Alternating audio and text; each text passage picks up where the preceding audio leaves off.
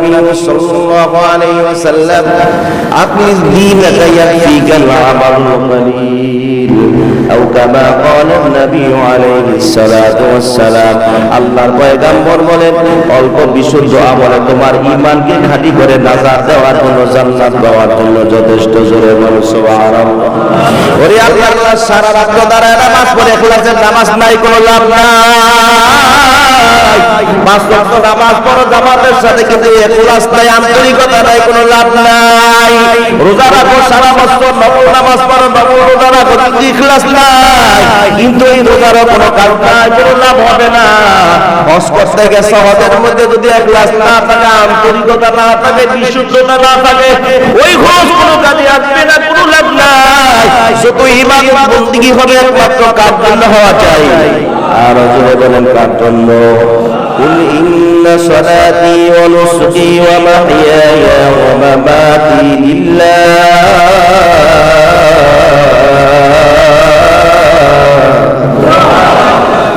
কুল ইন্না সালাতি ওয়া নুসুকি ওয়া মাহইয়ায়া ওয়া মামাতি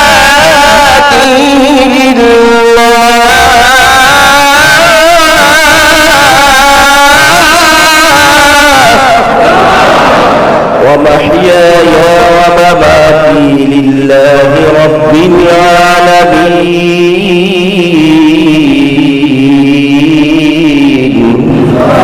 مسلمان وقدر دل هذا إيمان خود بدس سے خاص بادن در صورت آدمی انسان دے احمدہ জগহানক সাবদে। ওরে আল্লাহ, আমার নামাজ আমার জীবন আমার মরণ কার জন্য? একমাত্র কার জন্য?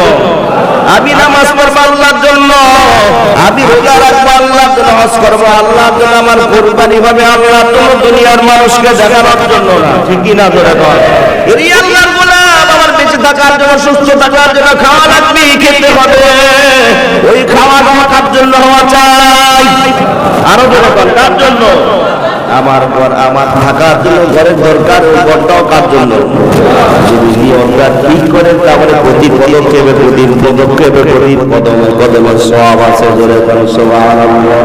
ওরে আল্লাহ, সুস্থ থাকার জন্য খেতে হবে, না খেলে সুস্থ থাকবেন না, পরে যাবেন অসুস্থ হয়ে যাবে। যদি খাওয়ার যখন খাওয়া শুরু করছ, খাবার খাওয়ার অবস্থায় যদি নিয়ম করো আমি লোকমা দিয়া খাবার খাইতেছি, ওটা আমার শরীরের জন্য আমার শক্তি হবে, আমার এনার্জি তৈরি হবে। আমার শরীরে যদি এনার্জি তৈরি হয়, ওই এনার্জি দিয়ে শক্তি দিয়ে ইবাদত করব, প্রতি লোকমায় লোকমায় সওয়াব আছে। জোরে বলেন সুবহানাল্লাহ। মূর্তি বানাইছে আল্লাহ, এই মূর্তি বানায়া তোমারে পরীক্ষা করতে দায়িত্ব কতটুকু পালন করতে পারো। এই পালন করতে আল্লাহর রেজা মনে কতটুকু আদায় করতে পারো, এটাই তোমার জন্য পরীক্ষা। সুবহানাল্লাহ। এর হাদিস আল্লাহ তোমার হজ করার জন্য তৌফিক দিয়েছে, হজ করতে যাওয়ার পর হজের আহকামগুলো আল্লাহর জন্য হবে না, দুনিয়ার মানুষকে হাদিস সার্টিফিকেট লওয়ার জন্য তুমি হজ করতে গেছো, এটাও তোমার জন্য পরীক্ষা। ঠিক না? জোরে কিয়ামতের ময়দানে দেখবেন, কিয়ামতের মাটি দিন কায়েম হয়ে যাবে, আল্লাহর আদালতে দাঁড় করা হবে। বহু মানুষ বছরে দুইবার হজ করছে, বড় হজ করছে, উমরা করছে, কতবার জানা নাই। পাঁচ ওয়াক্ত নামাজ পড়তো, নফল পড়তো, জিকির আজকার করতো, দান সদকা করতো। সমাজের মধ্যে সবচেয়ে ধনী মানুষ ছিল, অনেক দান করতো, দানবীর লোকেরা বলতো। কিন্তু কিয়ামতের ময়দানে সব লোকগুলা কিয়ামতের ময়দানে আল্লাহর আদালতে গুনাহগার হয়ে দাঁড়াবে, কারণ তার নিয়তের মধ্যে ভেজাল ছিল। জোরে বলেন নাউজুবিল্লাহ।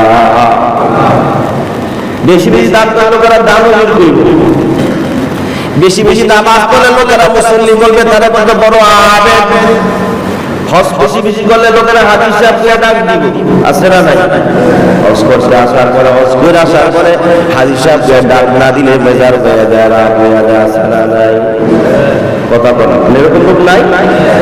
এই করে আমি হজ করে এসেছি, তুই আমার হাদিস সাহেব প্রশ্ন হল আচ্ছা আপনারাই বলেন, এই হজটা কি হাদিস সার্টিফিকেটের জন্য বলছে না আল্লাহর জন্য বলছে? যারা 5 ওয়াক্ত নামাজ পড়ে তাদের কি কয়? মুসল্লি কয়। কি কয়? মুসল্লি বলে।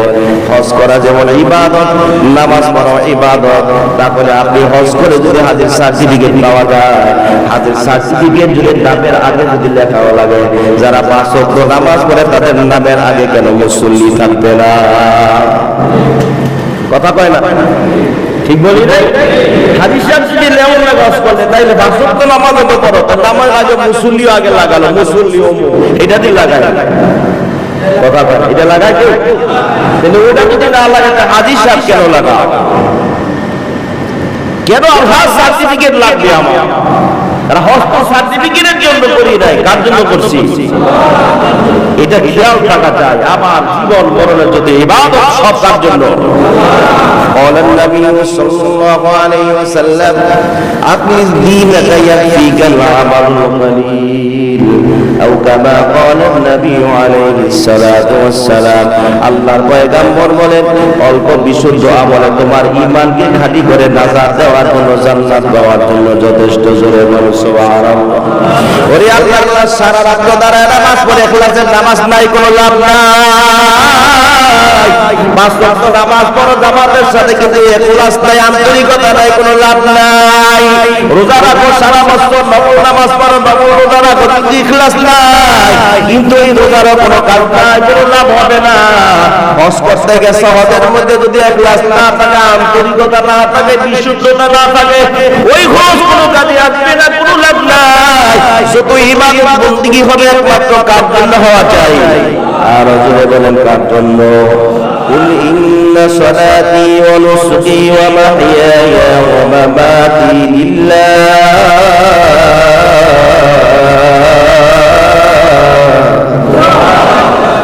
قل إن صلاتي ونسكي ومحياي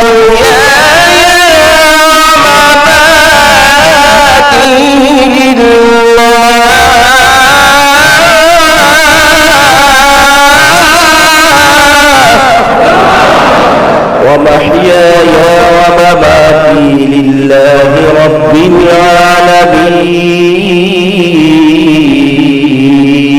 العالمين مسلمان بوغدر دل هذا إمام خطبت سے خاج بادن در صورت آدمی انسان دے احمدہ جلوانک সাবদে। ওরে আল্লাহ, আমার নামাজ আমার জীবন আমার মরণ কার জন্য? একমাত্র কার জন্য?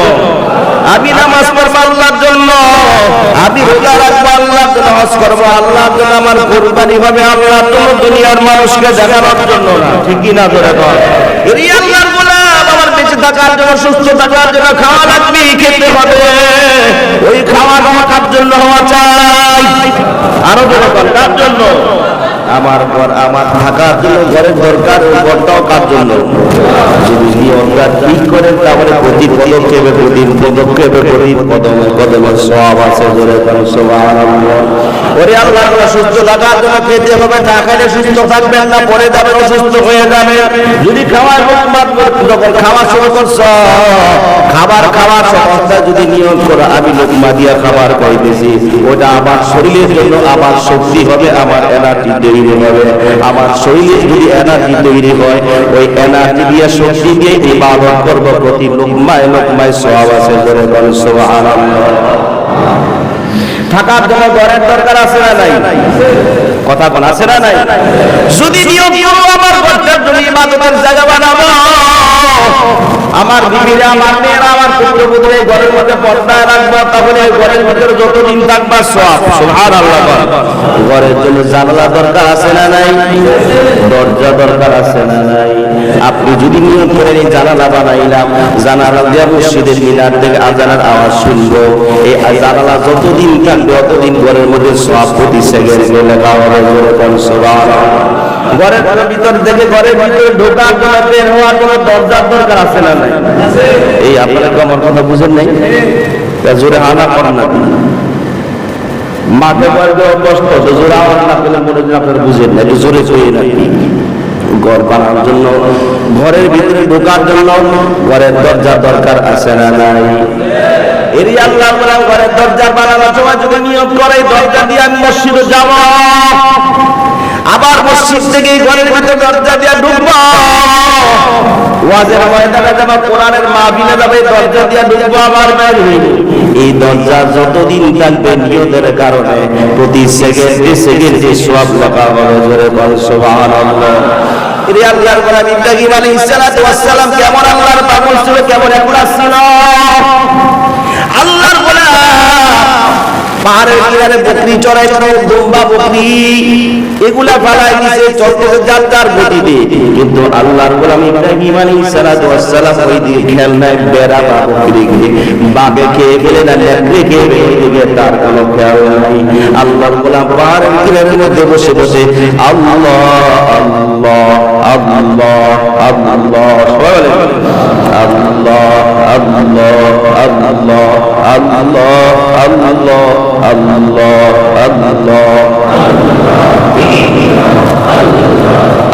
আল্লাহ আল্লাহ আল্লাহ আল্লাহ আল্লাহ আল্লাহ আল্লাহ। আল্লাহর পয়গম্বর ইব্রাহিম আলাইহিস সালাতু ওয়াস সালাম পাহাড়ের কিনারের মধ্যে বসে বসে আল্লাহর ডাকতেছে, আল্লাহ পাকের জিকির করতেছে। আল্লাহর নামে এমন একটা মজার নাম, দুনিয়ার কোন মানুষের নাম 5 বার 10 বার ভালো লাগবে, কিন্তু আল্লাহ এমন একটা নাম যতই ডাকবে ততই ভালো লাগবে, ঠিক কি না? ওরে আল্লাহর নাম দুনিয়ার মানুষ যখন আল্লাহ বলে ডাকবে, আল্লাহর সাথে সাথে তার ডাকের জবাব 10 বার মতান্তরে কমসে কম 3 বার হইলো জবাব দেয়। সুবহানাল্লাহ। আস্তে জোরে আল্লাহ বলে, বান্দা তুই যখন আমাকে আল্লাহ বলে ডাক দিছ, আমি আল্লাহর মায়া রহমতের দরিয়া দিয়ে জোশ মারছে। আমার বান্দা আবার যখন আমাকে আল্লাহ বলে ডাক দেয়, আমি আল্লাহ অপেক্ষায় থাকি, দেখি আমার বান্দা আবার আমারে ডাক দেয়। নিজরে বলে সুবহানাল্লাহ। ওরে আল্লাহর গোলাম বিশেষ নিঃশ্বাস নেয় না, গভীর রাত সব মানুষ ঘুমায় গেছি, ভালো করে ওযু করে তুমি 2 রাকাত নফল নামাজ পড়ে যায়, নামাজের মধ্যে বসিয়া যায়, মুহাব্বতে আল্লাহর দয়াল ভালোবাসা নিয়ে তুমি মুহাব্বতে আস্তে আস্তে আল্লাহ আল্লাহ আল্লাহ বলে যখন নাম দিবা, তখন দেখবে ওই ডাকের ভিতরে এত মজা, এত মজা, দুনিয়ার কোন নামের মধ্যে এত মজা নাই, এত মায়া লাগবে, দেখবা দুনিয়ার কিছু ভালো লাগে না। তুমি শত চেষ্টা করো তোমার জবান থেকে আল্লাহর নাম তুমি বাদ দিতে পারবে না। জোরে জোরে করো সুবহানাল্লাহ। আল্লাহ আল্লাহ क्या मुबारक नाम है, अल्लाह अल्लाह आशिकों का काम है, अल्लाह अल्लाह या खफी या जली, हर गोया अल्लाह अल्लाह शुजोरी, अल्लाह अल्लाह शुजोजीफा औलिया, अल्लाह अल्लाह शुजोजीफा अंबिया। जोरे बोल अल्लाहु আকবার, আর জোরে বলেন আল্লাহু আকবার।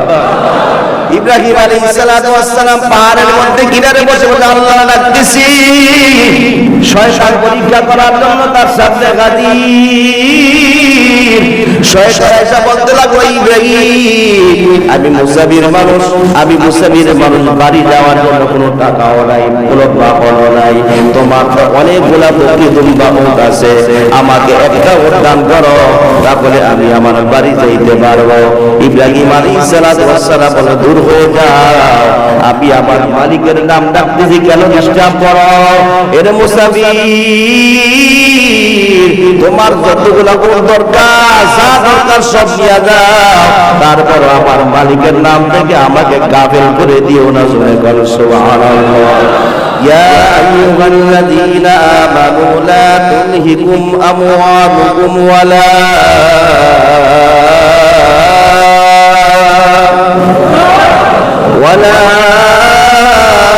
أولادكم عن ذكر الله،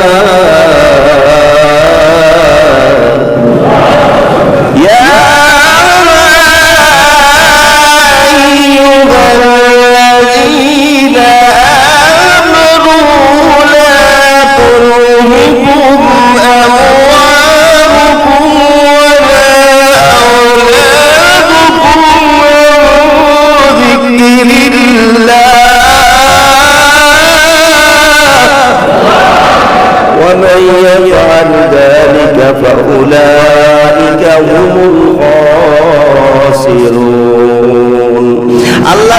জন্য দুনিয়া তুমি ইমানদার, দুনিয়ার সন্তান সম্পত্তি পরে, দুনিয়ার স্ত্রী সংসারের বরকতে পরে, দুনিয়ার ক্ষমতার ময় পরে, আমি আল্লাহর জিকির থেকে গাফিল হয়ে দেব না। যদি হয়ে যাও তাহলে উলাইকা হুমুল খাসিরুন, তাহলে ক্ষতিগ্রস্তদের ভিতরে তোমরা পতিত হয়ে যাবে। বলে নাউযুবিল্লাহ।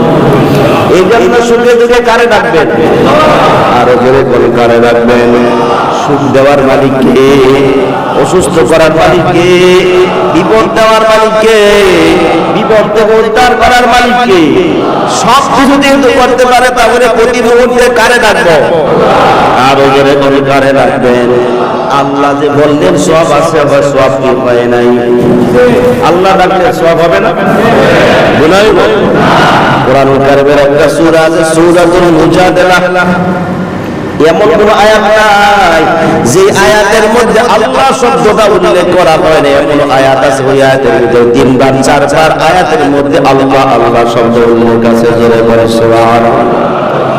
আল্লাহরে যত ডাকবেন, যত বেশি ডাকবেন, জিকির ছাড়া, আল্লাহর জিকির ছাড়া কোন আল্লাহর ওলি হতে পারে না। জোরে করে সুবহানাল্লাহ। আপনার আমার দয়াল নবী রাহমাতুল্লাহ আলাইহিকে জিজ্ঞাসা করে, আল্লাহর নবী আপনি আল্লাহর জিকির করেন প্রতি সেকেন্ডে নাকি? জোরে করে সুবহানাল্লাহ।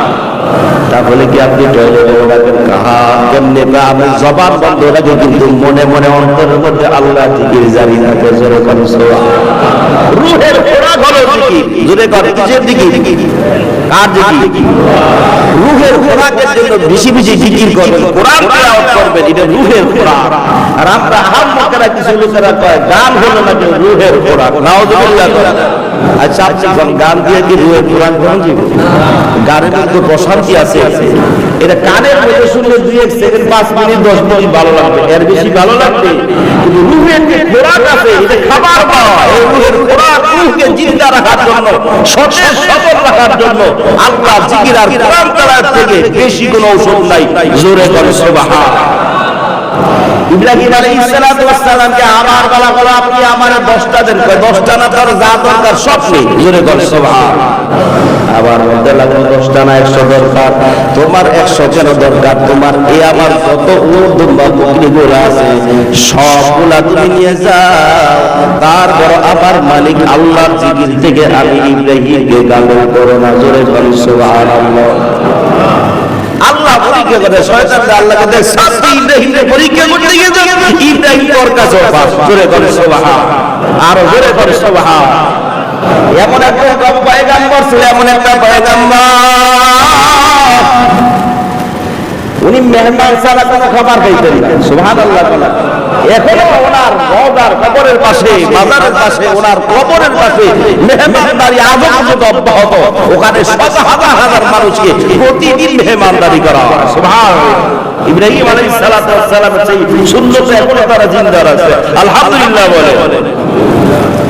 আল্লাহর পয়গম্বর ঘরের মধ্যে বসে আছেন, খাবার খাবে, আর অন্য ঘরে দরজার সামনে একজন মুসাফির এসে বলতে লাগলো, এরে ঘরের মালিক, আল্লাহর নামে কিছু দান করো, আমি গরিব মানুষ, খাবার নাই, আল্লাহর রাস্তায়, আল্লাহর উদ্দেশ্যে, আল্লাহর সন্তুষ্টির জন্য আমার কিছু দান করো। আল্লাহর পয়গম্বর বলল, মুসাফির তুমি এমন একটা নাম বলছো যে নামের জন্য আমি ইব্রাহিম পাগল। এমন একটা নাম বলছো আমার মাসুকের নাম, আমার বলো ওই নামটা তুমি আমার বলো। ওই মুসাফির বলতে লাগলো, আমি আবার বলতে পারি, আমার কি দিবা? তুমি যা চাইবে 10টাও। জোরে বল সুবহানাল্লাহ। তাহলে তুমি আমার বলো। আল্লাহর গোলাম মুসাফির বলল, আল্লাহর রাস্তায় দান করো, 10টা ওট দিছে। আবার আমার মালিকের নাম, আমার মাসুকের নামটা আবার নাও, কি দিবা? আবার 10টা ওট দিব। জোরে বল। এরকম যতই বলতে 10টা করে 10 বার বলছে, 100 ওট দান করে দিলে। জোরে বল সুবহানাল্লাহ। মুসাফির বলতে লাগলো, আল্লাহ তোমার নাম এত পছন্দ কেন? আল্লাহর পয়গম্বর ইব্রাহিম আলাইহিস সালাতু ওয়াস সালাম আল্লাহ, আমি আমার মালিককে, আমার মাওলারে, আমার আল্লাহরে এত ভালোবাসি, তোমার জবান দিয়া যখন আমার মালিকের নাম, আমার মাসুকের নাম বের হইছি, আমার কাছে এত ভালো লাগছে, এত ভালো। তুমি যখন আল্লাহ বলছো আমার মনের ভিতরে আল্লাহর প্রতি মায়া, এমন প্রেম জাগ্রত হয়েছে তোমার জবান থেকে, আমি আমার মাসুকের নাম আমার শুনতে চাইছি। জোরে করো সুবহানাল্লাহ। আউলিয়ারা কারে ওবা ইখতিয়ার, জাহেলারা কারে দুনিয়া ইখতিয়ার, মুমিনো মা রায় দুনিয়া দুজুকা, কাফেরো মা রায় দুনিয়া জান্নাতা। আল্লাহর নাম এত মজা, ঠিক কিনা করে বল। ওরে আল্লাহর নবী ইব্রাহিম আলাইহিস সালামকে পরীক্ষায় পাস করছে, সুবহানাল্লাহ। যেই সময় পরীক্ষা করে ওই সময় পরীক্ষার দ্বিতীয় প্রস্তুত নাম্বার 1 নম্বর, সুবহানাল্লাহ। এই লোকের পরীক্ষা করলে কি আর ফেল হওয়ার সম্ভাবনা আছে? জোরে কোন আছে? আল্লাহ পয়গম্বরকে ইব্রাহিম আলাইহিস সালামকে আল্লাহ স্বপ্ন দেখেন, ইব্রাহিম আমার নামে কুরবানি দাও। ইব্রাহিম আলাইহিস সালাম স্বপ্ন ভেঙে যাওয়ার পর চিন্তা করলো, আল্লাহ বলছে কুরবানি দেওয়ার জন্য, এই জন্য আর চিন্তা ফিকির দূরে আর কোনো না ভাইবা সকালবেলা 100 বকরি আল্লাহর রাস্তায় কুরবানি করে দিলেন। সুবহানাল্লাহ। আপনি না করে আমি আর আপনাকে করে দিতাম, করে দিতাম। স্বপ্নে দেখছেন আল্লাহকে যে কুরবানি দাও আমার নামে, আপনি কি করতেন? এটা কি হাসি দেখছি না কিছু দেখছি? দিলেও পড়াই দিতেন, বললে বলছে মরা যেটা শুকনা শুকনো হয়েছে মরে যাবে একদিন পরে, এটার ঠিক কি না করে। কিন্তু আল্লাহর পয়গম্বর কোনো প্রশ্ন করেন নাই, কোনো ভাবে নাই, চিন্তাও করেন না। আল্লাহ নির্দেশ দিয়েছে 100 বকরি আল্লাহর রাস্তায় কুরবানি করে দিলেন। জোরে জোরে সুবহানাল্লাহ। পরে দিন আবার রাতের বেলা আমার বাবা ইব্রাহিম আমার নামে কুরবানি দাও। ইব্রাহিম আলাইহিস সালাম ভাবতে লাগলো, তাহলে গতকালকে কুরবানি মনে আল্লাহর কাছে পছন্দ হয় নাই, এই জন্য 100 দুম্বা আল্লাহর রাস্তায় কুরবানি করে দিলেন। জোরে বলেন সুবহানাল্লাহ। আবার রাতের বেলা আবার প্রশ্ন করা হলো, কে যেন বলে ইব্রাহিম কুরবানি দাও আমার রাস্তায় কুরবানি দাও। আল্লাহর পয়গম্বর ইব্রাহিম আলাইহিস সালাম ভাবলো ছোট প্রাণী মনে করে মনে কুরবানি পায় নাই, এই জন্য 100 উট আল্লাহর রাস্তায় কুরবানি করে দিলেন। জোরে বলেন সুবহানাল্লাহ। এর আল্লাহর প্রতিনিয়ত এরকম দেখার পর আবার একদিন রাতের বেলা গভীর রাত ইব্রাহিম আলাইহিস সালামকে আল্লাহ বলে, ইব্রাহিম তোমার প্রিয় বস্তু আমার রাস্তায় কুরবানি দাও। আল্লাহর পয়গম্বর ইব্রাহিম আলাইহিস সালাম ঘুম থেকে তাড়াতাড়ি জায়গা মন চিন্তায় পড়ে গেল, এতদিন কুরবানি দিলাম কবুল হয় নাই, আল্লাহ বলতেছে আবার প্রিয় বস্তুকে কুরবানি দেওয়ার জন্য। চিন্তায় পড়ে গেল, দুনিয়ার মধ্যে আল্লাহর পরে যদি আমার প্রিয় বস্তু থাকে তাহলে কলিজার টুকরা ইসমাঈল আমার প্রিয়। জোরে করে সুবহানাল্লাহ। তাহলে কি আমার কলিজার টুকরা সন্তানকে আল্লাহ কুরবানি দেওয়ার দিয়েছেন। এই জন্য চিন্তা ফিকির না করে কোনো না ভাইবা সন্তানের মাকে বলে, বিবি আমার আগামীকালকা সকালবেলা গভীর জামায় আমি আমার বন্ধুর বাড়ি যাব, আমার কলিজার টুকরা সন্তানকে সাজায় দিও। আমার কলিজার টুকরা সন্তানকে নিয়ে আমার বন্ধুর বাড়ি যাব, আমার বন্ধুর সাথে আমার সন্তানের পরিচয় করায় দেব। জোরে জোরে করে সুবহানাল্লাহ। বন্ধুকে আরো জোরে বলবে, বন্ধুর বাড়ি যাবে, বন্ধুর পরিচয় করে দেওয়া, কোন সন্তানকে বন্ধুর সাথে মিলাই দিবে, পরিচয় করায় দিবে। বিবিও যেমন স্বামীও তেমন সন্তানও ঠিক এইরকম। জোরে করে সুবহানাল্লাহ। ও আমার ভাই, যখন আল্লাহ নির্দেশ দিয়েছে কি আর দেরি করা যায়? কথা বলা দেরি করা যায়? শুধু ইব্রাহিম আলাইহিস সালামের ব্যাপারে নয়, আপনার আবার নবী রাহমাতুল্লাহ আলাইহিকে আল্লাহ যখন যেই মুহূর্তে নির্দেশ দেওয়া করতেন 1 সেকেন্ডও বিলম্ব করতেন না, মুহূর্তের ভিতরে তার আল্লাহ হুকুম মানার জন্য পাগল হয়ে যাইতেন। জোরে করে সুবহানাল্লাহ। যেমন একটা রাওয়াতের মধ্যে আছে, আল্লাহর পয়গম্বরকে বলতো, আল্লাহর নবী ঘরের হুজরা মসজিদের কিনারে তার বাসা ছিল, আল্লাহর নবীর বাড়ি ছিল, ঘর ছিল, মাঝখানে মাত্র একটা ওয়াল পার্থক্য ছিল। আল্লাহর নবী আয়েশার সাথে ঘরের মধ্যে বসা, অমনি জিবরাইল এসে বলতে লাগে, আসবিরু নাফসাকা মাআল্লাযীনা ইয়াদউনা রাব্বাহুম। ওগো পয়গম্বর, আল্লাহ নির্দেশ দিয়েছে যারা সকাল সন্ধ্যা আল্লাহর জিকির করে তাদের সাথে বসার নির্দেশ আল্লাহ আপনারে দিয়েছে। জোরে বলেন সুবহানাল্লাহ। এর আল্লাহর মিশকাত শরীফে, বুখারী শরীফে আল্লাহ নবীর হাদিসগুলো এইভাবে ধরা হয়েছে। আল্লাহর নবীর চাদর মুবারক এক অর্ধেক কাঁধের মধ্যে ছিল, আর বাকি অর্ধেক জমিনের মধ্যে ছিল। জিবরাইল যখন আয়াত করে শোনাইলেন আল্লাহর নবী আর দেরি করে ভাই উঠে এমন দৌড় দিছে চাদর কি আছে না নাই খবর নাই। চাদরের একটা অর্ধেক কাদের মধ্যে আর বাকিটা জমিনের মধ্যে শেষ হইতেছে। জোরে বল সুবহানাল্লাহ। নির্দেশকার আর জোরে বলবার আল্লাহর নবীদের যদি এমন নির্দেশ হয় তাহলে তোমার আমার বেলা কি নির্দেশ বিধি নিষেধ করো আছে নিজের গণ। আল্লাহ আমাকে কুরবানি দেওয়ার জন্য দিয়েছে, কুরবানি দেওয়া লাগবে কার জন্য দিবেন? আরো জোরে বল কার জন্য? নামাজ পড়বো এটা কার জন্য? হজ করবো কার জন্য? রোজা রাখবো কার জন্য? যাকাত দিব কার জন্য?